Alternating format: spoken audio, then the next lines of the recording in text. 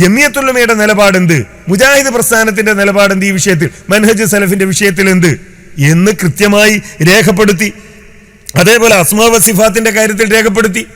എന്ന് മാത്രമല്ല 4/1/2016 തീരുമാനിച്ചതനുസരിച്ച് ചർച്ച ചെയ്യാൻ ബാക്കിയുള്ള ഹദീസിനോടുള്ള സമീപനം, സിഹിർ, ജിന്ന് എന്നീ 3 വിഷയങ്ങളെ സംബന്ധിച്ചുള്ള പ്രബന്ധങ്ങൾ 20/3/2016 മുമ്പ് ഇരുവിഭാഗവും എഴുതി കൈമാറേണ്ടതാണ്. ആ വിഷയത്തിൽ പ്രബന്ധം എഴുതി ആ വിഷയത്തിലുള്ള പ്രബന്ധം പരസ്പരം കൈമാറി. 24/3/2016 ചേർന്ന യോഗത്തിൽ അത് കൈമാറി. അതേപോലെ സിഹിറുമായി ബന്ധപ്പെട്ട വിഷയത്തിലുള്ള ചർച്ച കൈമാറിയതിന്റെ അടിസ്ഥാനം 4/6/2016 കൈമാറി. എന്നിട്ടോ പ്രബന്ധം അവതരിപ്പിച്ച് തീർന്നില്ല. ആ വിഷയം അവതരിപ്പിച്ചതിന് ശേഷം അതിലെടുത്ത തീരുമാനം ഇതാണ്: ഹഖീഖത്തു സിഹിരി വ തഹ്സീറുഹു, സിഹത്തു ഹദീസി സിഹിർ നബി എന്നീ 2 വശങ്ങളെ പറ്റി പ്രത്യേക പ്രബന്ധം തയ്യാറാക്കാൻ തീരുമാനിച്ചു. ആ വിഷയത്തിൽ പ്രത്യേക പ്രബന്ധം തയ്യാറാക്കി. എന്നിട്ട് ഹദീസുകളെ കുറിച്ച് തീരുമാനമെടുത്തു. 26/10/2016 നടന്ന യോഗം. എന്താ യോഗത്തിലെടുത്ത തീരുമാനം? സ്വഹീഹായ ഹദീസുകൾ ഇസ്ലാമിന്റെ 2ാം പ്രമാണമാണ്. ഹദീസ് നിദാന ശാസ്ത്രപ്രകാരം സ്വഹീഹായ എല്ലാ ഹദീസുകളും സ്വീകാര്യം, മഖ്ബൂലാണ്. സ്വഹീഹായ ഹദീസിന്റെ പ്രാമാണികതയെ വില കുറച്ച് കാണിക്കുന്ന തരത്തിലോ സാധാരണക്കാർക്ക് ആശയക്കുഴപ്പമുണ്ടാക്കുന്ന വിധത്തിലോ എഴുതുകയോ പ്രസംഗിക്കുകയോ ചെയ്യാൻ പാടുള്ളതല്ല. ജിന്ന്, സിഹിർ വിഷയങ്ങളിൽ മുജാഹിദ് പ്രസ്ഥാനം നേരത്തെ ചർച്ചകൾ നടത്തുകയും നിലപാട് സ്വീകരിക്കുകയും ചെയ്തതാണ്. എന്നാൽ ഇതിൽ നിന്ന് വ്യത്യസ്തമായ അഭിപ്രായങ്ങളും ഉണ്ടായിരുന്നു. വ്യക്തമായ തെളിവില്ലാത്ത ഗവേഷണാത്മക വിഷയങ്ങളിൽ വ്യത്യസ്തമായ അഭിപ്രായങ്ങൾ ഉണ്ടാകാമെങ്കിലും പ്രബോധന പ്രവർത്തനങ്ങൾക്ക് ബുദ്ധിമുട്ടുണ്ടാകുന്നതും സാധാരണക്കാർക്കിടയിൽ ആശയക്കുഴപ്പമുണ്ടാകുന്നതുമായ അഭിപ്രായങ്ങളും വീക്ഷണങ്ങളും എഴുതിയും പ്രസംഗിച്ചും പ്രചരിപ്പിക്കുവാൻ പാടുള്ളതല്ല. തീരുമാനമെടുത്തു. എന്നാൽ ഈ തീരുമാനമെടുത്തതിന് ശേഷവും സിഹിർ വിഷയത്തിൽ ചില ആളുകൾ ആശയക്കുഴപ്പമുണ്ടാക്കി. ജമിയത്തുൽ ഉലമ വീണ്ടും യോഗം ചേർന്ന് തീരുമാനമെടുത്തു. എപ്പോഴാ യോഗം ചേർന്നത്? 23/5/2017 യോഗം ചേർന്നു. കേരള ജമിയത്തുൽ ഉലമ മദീനത്തുൽ ഉലൂം ലൈബ്രറി ഓഡിറ്റോറിയത്തിൽ ചേർന്ന സിഹിറിന് ഹഖീഖത്തും തഹ്സീറും ഉണ്ടെന്ന വിശ്വാസം ശിർക്കാണോ എന്ന വിഷയത്തെ സംബന്ധിച്ച ചർച്ചയ്ക്ക് ശേഷം ഏകകണ്ഠമായി കൈക്കൊണ്ട തീരുമാനം എന്താ? തീരുമാനം: മാരണം, കൂടോത്രം, ആഭിചാരം എന്നീ അർത്ഥത്തിലുള്ള സിഹിർ മഹാപാപമാണ്. അത് ചെയ്യുന്നതും ചെയ്യിക്കുന്നതും ഹറാമാണ്. ഈ അർത്ഥത്തിലുള്ള സിഹിർ ഒരു വസ്തുതയാണ്.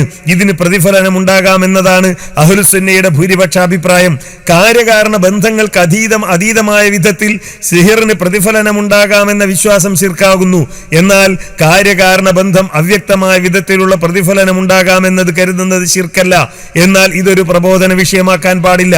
സിഹിറിന്റെ വിഷയത്തിൽ വ്യത്യസ്തമായ അഭിപ്രായമുണ്ടെങ്കിലും പ്രബോധന പ്രവർത്തനങ്ങൾക്ക് ബുദ്ധിമുട്ടുണ്ടാകുന്ന വിധത്തിലോ സാധാരണക്കാർക്കിടയിൽ ആശയക്കുഴപ്പമുണ്ടാക്കുന്ന തരത്തിലോ ഇത്തരം അഭിപ്രായങ്ങൾ എഴുതിയോ പ്രസംഗിച്ചോ പ്രചരിപ്പിക്കുവാൻ പാടില്ല. ഈ തീരുമാനം ജമിയത്തുൽ ഉലമ എടുത്തു. തർക്കമുണ്ടായപ്പോൾ എടുത്തു. ഞാൻ പറഞ്ഞല്ലോ, ധൈര്യത്തോടുകൂടി ആരുടെ മുമ്പിലും ഈ ഒരു തീരുമാനം നമുക്ക് ഉയർത്തി കാണിക്കാൻ കഴിയും.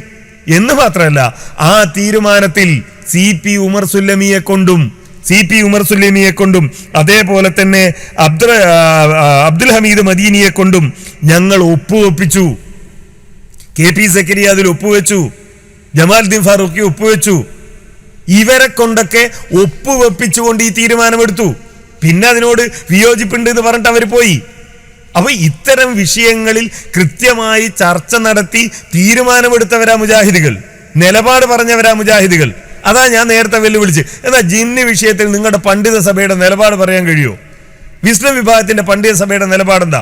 കോഴിച്ചനയിൽ എഴുതിയ വാദമാണ്. ആവർത്തിക്കുകയാണ് ഞാൻ. കോഴിച്ചനയിൽ എഴുതിയ വാദമാണ് ഞങ്ങളുടെ നിലപാട്. അവിടെ ഉദ്ധരിച്ച തെളിവാണ് ഞങ്ങളുടെ പ്രമാണം എന്ന് ഇതുപോലെ ഒരു തീരുമാനം എടുക്കാൻ കഴിയോ? അപ്പം മുജാഹിദുകൾ ഹദീസുകളുടെ വിഷയത്തിൽ തീരുമാനം എടുത്തിട്ടുണ്ട്. ഐക്യത്തിന്റെ ഭാഗമായി മുമ്പ് വിയോജിപ്പുണ്ടായിരുന്ന മേഖലകൾ ഏത് എന്ന് ചർച്ച ചെയ്യുകയും അതിൽ ഓരോന്നിലും തീരുമാനമെടുക്കുകയും ചെയ്തു. ഹദീസുകളുടെ വിഷയത്തിലുള്ള തീരുമാനം നമ്മൾ കണ്ടു. അതേപോലെ തന്നെ മൻഹജ് സലഫിന്റെ വിഷയത്തിലുള്ള തീരുമാനം നമ്മൾ കണ്ടു. സിഹിറിന്റെ വിഷയത്തിലുള്ള തീരുമാനം നമ്മൾ കണ്ടു. ജിന്നുകളുടെ വിഷയത്തിലുള്ള തീരുമാനം നമ്മൾ വായിച്ചു.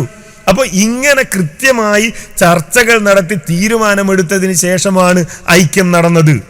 അപ്പോൾ ഈ ഒരു സംഭാഷണത്തിൽ തന്നെ KNMന്റെ നിലപാടുകൾ ഈ വിഷയത്തിൽ എന്തായിരുന്നു എന്നുള്ളത് വളരെ സുതാര്യമായി നമ്മൾക്ക് മനസ്സിലാക്കാൻ കഴിയുന്ന ഒരു സത്യം കൂടിയാണ്.